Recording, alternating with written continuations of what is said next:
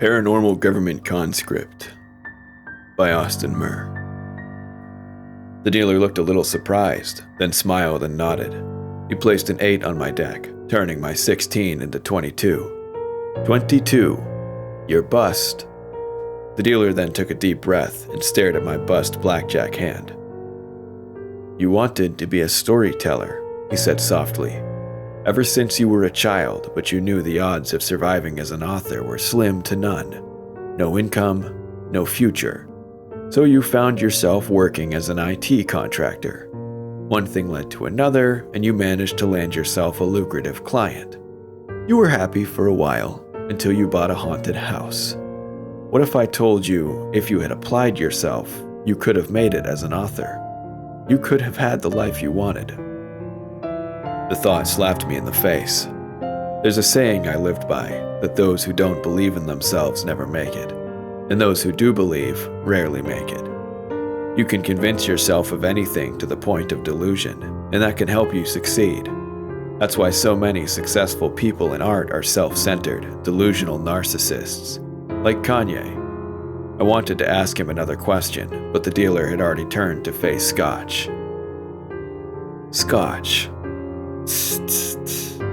The dealer shook his head. Do you ever wonder why they haven't made you a Black Ox yet?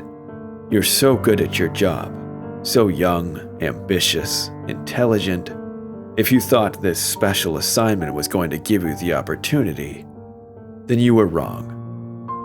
Both Svartberg and I looked towards Scotch, but he remained focused on the dealer. I told Scotch, I thought this was a routine rookie babysitting assignment. Both Scotch and the dealer ignored me. Scotch looked furious, like the dealer had threatened him somehow. After a long silence, Scotch tapped his cards. Hit me. You already had 17. The dealer said, Sir, I would advise against that. The goal is to get as close to 21 as possible without going over. Scotch shrugged. It's a practice round. What does it matter? Hit me. The dealer pulled a card from the top of his deck and before flipping it over, said, The reason they would never consider you for a Black Ox position is because you are willing to sacrifice everything and everyone around you. Black Oxen depend on each other. You do not fit the psychological profile. You do, however, fit the psychological profile required for this special assignment. Scotch's face scrunched into a foul, pouty expression, like a toddler who'd been told he can't have candy. Although, I did pity him. I didn't cherish my position in the Institute because I was forced to join, just because I had a special power. Normal people, without a sixth sense, had to excel physically and academically. Perhaps, if I had worked my entire life to turn into an author and someone told me I would never make it, I would feel just as bad. The dealer placed 2 atop his cards. 19. The dealer nodded his head and looked surprised. Good call, sir. The dealer turned to Abraham, but Scotch then repeated, Hit me. Sir, you have 19. I don't care. I said hit me. The dealer seemed amused. Ambitious. Willing to sacrifice everything, just like I said. There are no stakes in this game. I'm just experimenting, said Scotch dryly. The dealer then pulled a new card for Scotch and placed an ace onto his 19. Scotch looked at the cards and asked, Am I out? On the contrary, sir, you have just increased your chances of winning by a small margin. Are you going to hit again? The dealer raised an eyebrow. Scotch shook his head. I'll keep it like this. The dealer then turned to Abraham, who had an 18. He said, I'll stand too. You were always the more careful one. Bad at directions, though. The dealer then produced his cards, an 8, a king, and a 3. 21. Dealer wins. The dealer swept his hand across the table and assembled all the cards in a single motion. He began shuffling again, and as he did so, he turned to me. You can tell when there is an entity nearby. You've had this power ever since you were a child. You experienced this as fear of the dark. It kept you awake for hours as a child. You were told that you had schizophrenia in your family, and this is true. And to some extent, you are susceptible to it. However, those shimmers in the corner of your eye are very real. Your family dabbled in the black arts, so you were born cursed, and you worked so hard to undo the damage. Maybe if you hadn't stumbled into contact with Mariana, you would have remained a normal man, lived a normal life, did normal things. But no. No. The dealer shook his head as he shuffled. You were forced into this role, and will now come into contact with more horror than you could possibly imagine. Same as what poor Svartberg has been through. The dealer turned to Svartberg. Svartberg glared at the dealer with distrust before the dealer continued. Svartberg wanted to buy a farm and live there with his woman, but that wasn't in store for him. You see, Svartberg is also special. He can physically manipulate entities with his bare hands. Basically, he can fist fight a ghost. The dealer chuckled. Something he's done more than once. But Svartberg is tired. There's no end to violence, and the Institute never lets anyone leave. So he started planning his escape. Even got a new passport. That Swedish accent he has is forced. He has been able to speak in an American accent without issues for years now. The dealer gave Svartberg a sympathetic look. The Institute knows you are trying to leave. Murre is your replacement. That is why you are training him. Scotch is here to keep an eye on you and eliminate you if you attempt to escape. All four of us exchanged glances. Abraham and I looked more confused and worried than anything else. This ghost dealer was trying to put lies in our head and turn us against each other. Or so I thought, until I saw the expressions between Svartberg and Scotch, who stared at each other as though they were two cowboys about to engage in a duel. And, of course, I sat between them. The dealer then, with a stern expression, said, "You see, Murre, you can sense entities, but the evil of man remains hidden right under your nose. Svartberg is planning to escape on this mission, and Scotch isn't going to let that happen."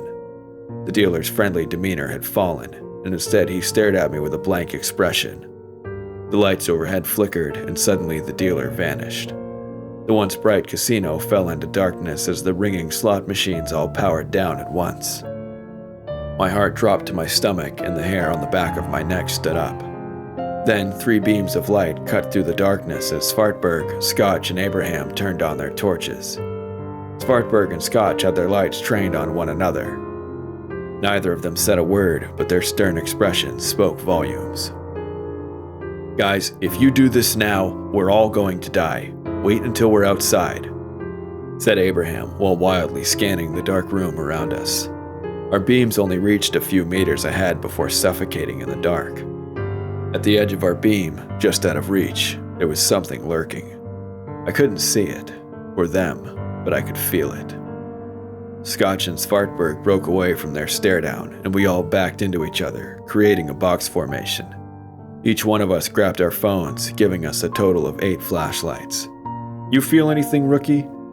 Scotch asked. How could I explain it? In the dead silence and abyssal darkness, there was a wall of wicked energy closing in on us. "Rookie, say something. Where is it?" shouted Abraham. "Everywhere," I said softly, just as a hand reached into the beam. A regular, seemingly normal hand, although its movement was slow and methodical, as though the light were a thick liquid that impeded its movements. Soon after, more came into our tiny dome of light, so that all directions were covered by a wall of hands reaching toward us. They reached closer and closer, but never revealed a body of any kind. When a shoulder should have appeared, it became another elbow, creating crooked, wonky, insect-like arms. Despite the hundreds of limbs reaching towards us, they moved in absolute silence. I heard 2 clicks and turned to see Svartberg holding 2 karambit knives, his flashlight between his teeth. Without another word, he charged. As he approached, his light revealed the rim of some unholy being, a wicked god of pulsating limbs slithering in a bulbous orb. with countless arms reaching out from the core. The casino ceiling had vanished, and this beast towered over us. More hands reached for us from above. Svartberg stopped his charge when the beast came into view, and he backed up slowly again to join our formation. While still holding the karambit, he spit the flashlight into his hand and said, now in an American accent, "We need to run. Point us in the right direction, rookie." "But it's everywhere," I said. "Pick a direction and run," Scotch shouted. "Standing here is going to kill us." By now, our sphere of light extended only 2 meters. I could see the lines in the palms as they silently reached for us. Scanning upward, a ceiling of hands had begun to enclose us. My heart was running at 200 beats per minute, and I was hyperventilating. There was no escape. They were everywhere. Then Scotch grabbed me by the collar and shouted, "Fly, canary, fly!" as he pushed me into the swarm. I screamed and struggled against the grip of a ghostly mob. Shaking myself loose, I fell to my knees and started crawling rapidly like some animal. I heard my squad call after me, and though I paid them no mind, I knew they were close behind me by the fact that they had a light beam pointed at me. These ghostly hands had a weak grip and were slow, but there were too many to dodge. I imagined that I was in a crawl space under a house. The hands above reached for my hair, and I was forced to rip my head loose. There seemed no end to this dark tunnel of limbs, and I thought I'd be crushed to death, until somehow I managed to roll out and stumble to my feet. I was in a clearing, right before the labyrinth of slot machines. I turned around and helped the first of my squad out, who happened to be Scotch. The mob of hands held onto his shirt, ankles, and hair as I pulled on him with all my strength and weight. When freed, Scotch and I stumbled backwards and knocked into a slot machine. Unsurprisingly, he didn't thank me. He did, however, spin around and yell in a panic, "Abe! Abraham! Where are you?" He looked at me, my flashlight making his face pale white. His hair, which had been slicked back with gel, was now disheveled, and his face was covered in small scratches from the nails of these sickly demonic hands. His expression was wild. "We have to get Abe!" I couldn't respond. I had escaped unharmed. If Scotch was right behind me and covered in scratches, I wonder how bad our third and fourth would fare. Before I could muster a response, the upper half of Abraham flopped out from the wall of hands. He reached for us and moaned, but the limbs were pulling him back into mass by gripping his jaw and curling their fingers into his mouth. Both Scotch and I grabbed Abraham's hand and began tugging at him. Scotch started punching the arms with little effect. It seemed, although these arms had a weak grip, they were impervious to our damage. Abraham's lips began to stretch thin as the corners of his mouth were pulled back further and further. The flesh of the inside of his eyelids became exposed as the hands held on to the little hair he had left. Just as I considered releasing him as an act of mercy, an arm reached out from the mob and delivered a karambit into the wrists of these assailant limbs. Although this beastly mob moved in absolute silence, I watched as they react in shock and pain to the blade as Svartberg cut through them like vines. Slashing wildly, his clothes ripped to shreds and his hair loose, Svartberg came out roaring. He was missing a shoe and had superficial cuts covering his body. As Scotch and I continued tugging at Abraham, Svartberg went to work, aiming at the ghostly wrists. Abraham finally came loose, and we all dragged him a good 3 meters away, into the labyrinth of slot machines. "Abe, say something," shouted Scotch. Abraham only moaned in response. "Abe, you have to stand up." Scotch pulled Abe to his feet. Svartberg and I positioned ourselves under his armpits, both of us scanning our surroundings. The slithering mass of arms crept closer as Scotch inspected his partner. Abraham's skin had been stretched so far that rips had occurred in the weakest parts. Thin streams of blood poured from his corneas and from his nose. Abraham's eyes were tracking us, so he was somewhat conscious, but his mouth was gaping wide and he was too disoriented to stand. "Abe, pull it together, man," shouted Scotch as he shook him. As Scotch tried to snap Abraham back to reality, I watched as the ever-nearing threat inched towards us, now at 2 meters again. But there was something more. I felt another presence. Scanning into the labyrinth, I felt something lurking. "Scotch, We have to go. Thank you guys for listening to part 2 of this story. I hope you'll stick around for part 3 next week, and I hope you enjoyed. Until then, have a good one. Goodbye.